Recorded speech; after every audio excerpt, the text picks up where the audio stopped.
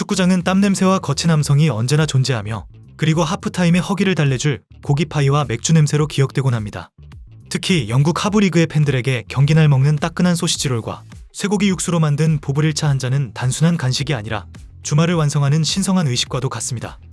그런데 잉글랜드 남서부의 깊은 골짜기에 위치한 마을에서는 이러한 모든 상식이 완전히 뒤집히게 되는데, 오늘은 전 세계가 주목하는 혁명의 실험실이 되어버린 포레스트 그린 로버스의 이야기에 대해 알아보겠습니다. 그럼 지금 바로 시작합니다. 축구계에는 아주 오랫동안 깨지지 않는 믿음이 하나 있는데, 전사는 고기를 먹어야 힘을 쓴다로 경기 전날 두툼한 스테이크를 썰거나 닭가슴살을 씹어 삼키는 것은 선수들에게 단순한 영양 보충이 아니라 내일 있을 전쟁을 준비하는 일종의 의식이었고, 팬들 역시 마찬가지였습니다. 쌀쌀한 영국 날씨 속에서 경기 전 베어무는 고기 한 입은 구단에 대한 충성심과 동질감을 확인하는 맛이지만, 어느 날 갑자기 구단주 데일 빈스가 이 모든 것을 금지해버렸습니다. 2011년 포레스트 그린 로버스의 훈련장 식당과 경기장 매점에는 청천벽력 같은 공지가 붙었는데, 오늘부로 붉은 고기는 제공되지 않는다는 내용이었고, 이것은 단순한 메뉴 변경이 아니었습니다. 선수들에게는 자신의 경기력을 위협하는 조치였고, 팬들에게는 100년 넘게 이어온 권리를 침해당하는 사건이었죠. 지역 정육점 주인들은 축구 전통을 파괴하는 행위라며 분노했고, 경기장 밖에서는 소시지를 굽는 항의 시위가 벌어지기도 했으며, 팬들은 우리는 풀을 뜯기 싫다며 거칠게 반발했습니다. 하지만 데일 빈스는 데이터와 과학으로 그들을 설득했는데, 붉은 고기가 체내 염증 반응을 높여 부상 회복을 더디게 만든다는 연구 결과를 제시하며 식물성 단백질이 오히려 선수 생명을 연장해줄 것이라고 장담했습니다. 그래서 구단은 단순히 고기를 빼버린 것이 아니라 고기를 대체할 만큼 맛있는 비건 음식을 개발하기 위해 미슐랭 스타 출신의 셰프들을 초빙하였고, 선수들은 훈련 후 제공되는 비건 파이타와 렌틸콩 스트를 맛보며 서서히 편견을 허물기 시작했습니다. 놀라운 일은 그 이후에 벌어졌는데, 불평하던 선수들의 몸이 가벼워지기 시작하면서 만성적인 햄스트링 부상에 시달리던 선수들이 회복 속도가 빨라졌고, 후반 80분이 넘어가도 체력이 떨어지지 않는 현상이 목격되었습니다. 그렇게 사부 리그에서 가장 많이 뛰고 가장 적게 지치는 팀이, 그것이 바로 포레스트 그린 로버스였습니다. 식탁 위에서의 전쟁이 승리로 끝나갈 무렵에 혁명은 그라운드 위로 옮겨 붙었는데, 포레스트 그린 로버스의 홈구장 더 뉴론의 잔디는 단순히 축구 경기를 위한 바닥재가 아니었으며, 이곳은 화학살충제나 제초제, 그리고 인공비료가 단 한 방울도 닿지 않는 세계에서 유일한 유기농 피치입니다. 보통의 축구장 관리인들이 잡초를 죽이기 위해 독한 화학약품을 뿌리는 동안, 이곳의 그라운드맨들은 스코틀랜드 해안에서 채취한 해초와 천연퇴비를 뿌립니다. 이것은 훨씬 더 손이 많이 가고 까다로운 방식이지만, 그 결과 잔디는 더 튼튼해졌고 경기장 주변의 생태계는 살아났습니다. 가장 눈에 띄는 변화는 경기장의 소리인데, 일반적인 축구장에서는 경기가 없는 날이면 거대한 디젤 트랙터가 굉음을 내며 잔디를 깎지만, 포레스트 그린 로버스의 홈구장은 조용합니다. 마치 공상과학 영화에나 나올 법한 작은 로봇이 그라운드를 누비는데, 구단의 마스코트이자 상징이 된 모봇으로 GPS로 제어되는 이 태양광 로봇 잔디 깎기는 화석 연료를 전혀 쓰지 않습니다. 아주 조금씩 자주 잔디를 깎아낸 후에 그 조각들을 다시 땅으로 돌려보내 자연 비료로 사용하면서 트랙터가 뿜어내는 매연도 소음도 사라진 그라운드는 오직 바람 소리와 새 소리만이 채우고 있습니다. 경기장의 지붕은 거대한 태양광 발전소로, 이곳에 설치된 패널들은 구단 전체 전력 사용량의 20%를 직접 생산하고, 나머지 80% 역시 풍력과 태양광으로 생산된 녹색 전력만을 외부에서 구매해 사용합니다.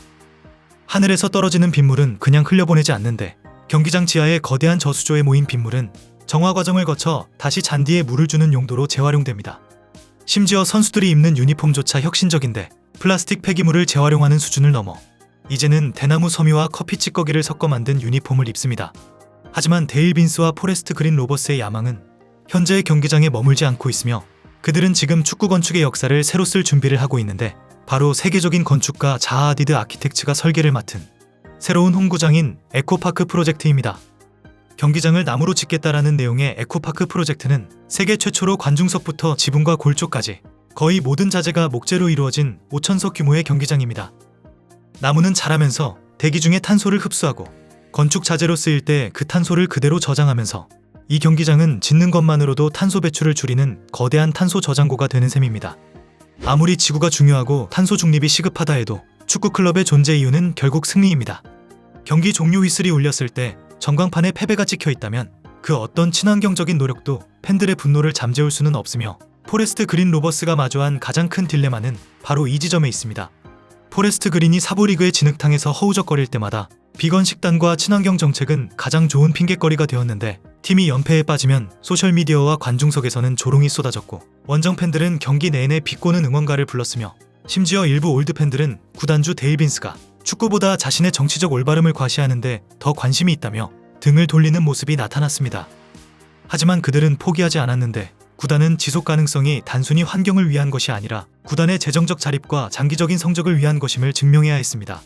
그리고 21-22 시즌 마침내 그 증명의 순간이 찾아왔고 롭 에드워즈 감독의 지휘 아래서 포레스트 그린 로버스는 폭발적인 공격 축구를 선보이며 리그2 우승을 차지하면서 인구 5,000명의 작은 마을 네일즈워스가 잉글랜드 3부 리그라는 거대한 무대에 입성하는 역사적인 순간이었습니다.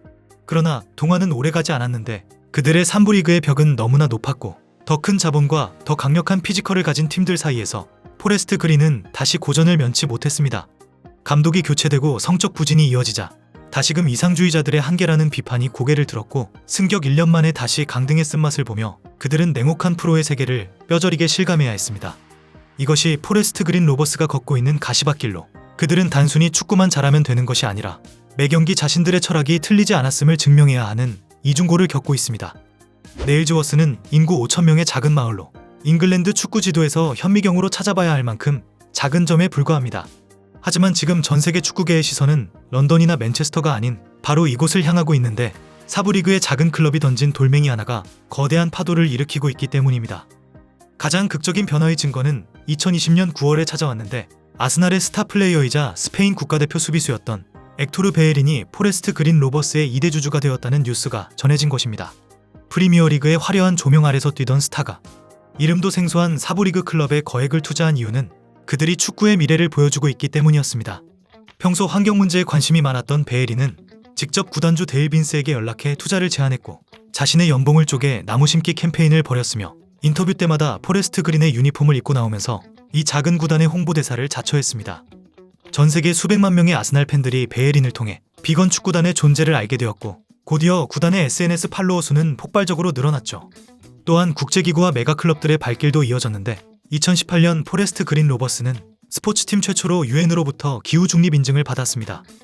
그러자 놀라운 풍경이 펼쳐졌는데 여러 빅클럽의 구단 관계자들이 벤치마킹을 위해 작은 마을인 네일즈워스까지 찾아오기 시작했고 그들은 양복을 입고 진흙투성이의 사부리그 경기장을 걸으며 빗물 재활용 시스템을 메모하고 태양광 패널의 효율을 물었죠. 독일 분데스리가의 여러 구단들도 앞다투어 포레스트 그린의 친환경 매뉴얼을 도입하면서 이제는 글로벌 스탠다드가 되어가고 있는 상황입니다.